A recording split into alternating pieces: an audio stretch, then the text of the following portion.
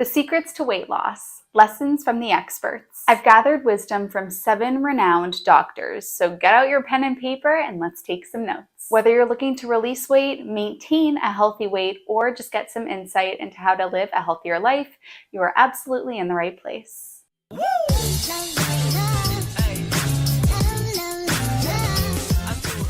Hey, I'm Healthy Emmy, a weight loss specialist nutritionist and the creator of the Slim on Starch program. If you want to work with me, as well as a mindset coach and a nutrition coach to release weight, click the link in the down bar. Also make sure that you hit subscribe. I upload a new video every Wednesday and Saturday and a lifestyle video on Mondays. If you've been on my channel, you have seen my lovely father, Healthy Dad, and one thing that I learned from him is to learn one thing from every person that you meet, good or bad. So as we talk about these doctors today, recognize that if you don't agree with every single thing that comes out of their mouth, that's okay. For lack of a better term, eat the fish and spit out the bones. Every single person that we interact with is going to teach us something, whether it's something that they preach themselves, or it's a behavior that they practice, or it's an example for us of what not to do. Learn from the people around you. Don't view everybody as a threat just because they might think differently than you do. Dr. Bulsiewicz is a gastro doc known as the gut health doctor. He wrote the book Fiber Fueled, which you may have seen or heard about. Dr. Wilby emphasizes the intense connection between the gut and our weight loss efforts. From reading the book, I learned something fascinating from a study from Schreiner and colleagues, which is that the gut microbiota is going to influence our weight loss even when dietary changes and lifestyle changes remain constant between two groups. So they took 2 groups of people, and one of the people had a healthy gut microbiome and the other group didn't. And what they found was that when given the same changes to make, guess which group lost more weight? The group that had the healthy gut. So weight loss is not simply calories in and calories out. There's a lot more interplay that goes on here. And so what this doesn't mean, because I know you might be thinking this, is, well, I'm destined for failure because I have a bad gut. No, what this means is how empowering that I can make this work for me by focusing on foods that are going to cultivate a healthy gut microbiome. And what are those foods? Fiber-packed plant foods.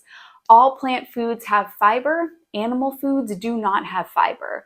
So eating a whole food plant-based diet with vegetables and fruits and whole grains and legumes is going to cultivate a microbiome that is going to allow you to release weight more easily. Dr. Garth Davis is a weight loss surgeon who advocates for a plant-based diet. And you know that you can trust him because he could be making money cutting you open and putting a sleeve on your stomach, or he could help you make lifestyle changes so that you don't have to go under the knife. And for a surgeon to be making those lifestyle changes, that's something that I really respect. He wrote the book Proteinaholic, which debunks the belief that protein is absolutely essential and has to be focused on like crazy for weight loss. Of course, protein is something that we have to have, but we're going to get plenty of it on a plant-based diet. And what he argues in this book is actually the overemphasis on protein will cause weight gain and make your weight loss journey even more difficult. On top of that, contributing to diseases such as heart disease, diabetes, and stroke. Dr. Christie Korth is a lifestyle medicine doctor, and what she advocates for is one of my favorite things, the mind-body connection. As you hear me talk about, it's not just what we're eating, it's what's eating us. And we cannot get around how important it is to establish strong communication between what our body is telling us and what self-limiting beliefs is our mind telling us. If we think that we can succeed in weight loss and not have this open communication between what our body's needs are and being able to read that properly, we're not going to be successful. Hunger fullness cues is a big thing here. Is your body telling you that it needs fuel? Is your body telling you that it's had enough? Are you listening to that? Are you eating when you're truly hungry? Do you know what hunger actually feels like? If you struggle with hunger fullness cues, you're absolutely not alone. This is a big focus with my clients in the Slim on Starch program. I have a whole module about hunger fullness cues because we need to know how to be able to read those. So what Dr. Christie talks about is taking time out of your day to purposefully establish a strong mind-body connection, be it meditation, yoga, tai chi, walking, stretching, breathing, getting our body into the parasympathetic rest and digest nervous system, as opposed to being go, go, go all the time, being completely out of tune with our body's needs and not being able to guide our body to health. Dr. Kim Williams is the past president of the American College of Cardiology, so he is our heart guy. Now, not only does Dr. Williams talk about how whole plant foods are going to lower our LDL cholesterol, our blood pressure, our inflammation markers, but what I really admire about him is the versatility with which he allows his patients to come to this plant-based lifestyle. So he doesn't say, you have to be a vegan, and if you're not a vegan, sayonara, sucker, it's to the grave for you. No, he says, incorporate as many whole plant foods as you can. If you want to be flexitarian, if you want to have more vegetables on your plate and not have any animal products on your plate tonight, that is a major step. And I love this approach because it removes the black and white thinking, it removes the labeling, it removes the inevitable self-sabotage when, oh no, I ate something that wasn't vegan, or a piece of meat slipped in when I had a slip up and I made a mistake. Removing that black and white thinking and being so hard on yourself can be very impactful to moving you along in the long term and approaching this journey with compassion for yourself, playing the long game, and knowing that progress is what we want to focus on if we want to make sustainable lifestyle changes. I too don't like the idea of putting a label on, oh, I'm a vegan, or I never eat this, or I never eat that, when I'm helping others, because that can be a very threatening way to approach this. And people are like, am I ready to completely never ever eat any of that again? I'll never ask somebody to do that, because I know that that's a very scary way to go into this transition.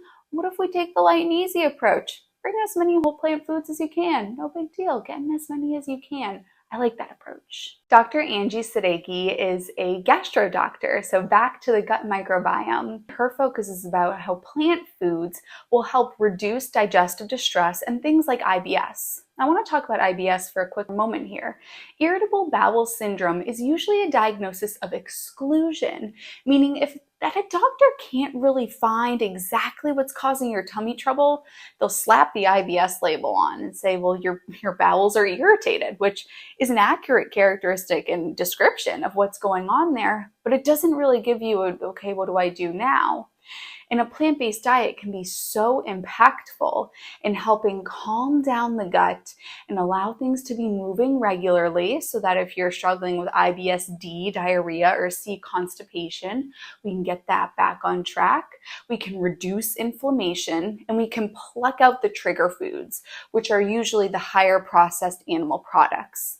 When individuals struggle with IBS, food is now a threat. Food is something that is going to hurt them. So the relationship with food becomes completely tethered. A huge part of my work with clients in the SOS program is the relationship with food. If your relationship with food is not solid, you will not be successful in your weight loss endeavor, no matter how you slice it. This is not something that we can avoid or get around, is having to do the hard work to establish a friendly relationship with food. And so what we learned from this wonderful doctor is that whole plant foods can be a wonderful aid to reestablishing a strong relationship with food, because these foods aren't going to hurt you like the other animal products and highly processed foods will. Dr. Gemma Newman, honey, you and I gotta have a conversation. We are on the same team, baby. Hunger fullness cues are my jam. I love hunger fullness cues, and Dr. Gemma advocates for the importance of listening to your hunger fullness cues. She's a plant-based doctor. All the doctors that I've talked about are plant-based doctors, which goes to show we can't just focus on the food, this is so much deeper. This is about so much more than just the food. You have to honor your hunger fullness cues. There's no way around it. You can't just eat a plant-based diet and think that you're going to be good to go. Dr. Robert Ostfeld is a cardiologist. He very much emphasizes the importance of patient education. He wants his patients to understand why they're making these lifestyle choices and decisions and changes and how impactful they can be. I think that when we're struggling with our weight or high blood pressure or high cholesterol, it's very scary to be struggling with something like that, to get your blood test results back and they're in the red and there are things that are highlighted and you get the call from the doctor. That can be a very emotionally charged experience, and the white coat syndrome can take over. When you're having a doctor tell you something, you'll just listen to what they say and they might want to give you pills and potions and injections and all of that. It can be a very frightening experience. And what I admire about Dr. Ostfeld is how he spends time with the patient to educate them and help them understand why this is happening and how certain lifestyle changes can be very impactful to helping you lower your numbers and not having to use pills and potions. So what can we take away from him is the importance of education and advocating for yourself and taking time to learn about why are my numbers high? What can I do to help this out? I love the education approach. I am an educator myself, and the Slim on Starch program has a large education portion to it. Something that I do with my clients is we have Q&A sessions, and I say, ask me anything. I want to make sure that your questions are answered because I want you to understand why you're doing what you're doing. And when it works, you get the satisfaction of proving that evidence right and being such a great advocate for lifestyle medicine and being able to inspire others as well. If you need assistance with your weight loss journey, please don't hesitate to reach out. Click the link in the down bar to apply to work with me and my team in the Slim on Starch program. So there's the saying, an apple a day keeps the doctor away. So for the comment of the day, I want you to comment what your favorite fruit is. Mine is red grapes, obviously. I'm so proud of you for making it to this point of the video. That shows your commitment to this. You are above average IQ and you're a healthy honey. Life is good. I love you, honeys, and I'll see you in my next video.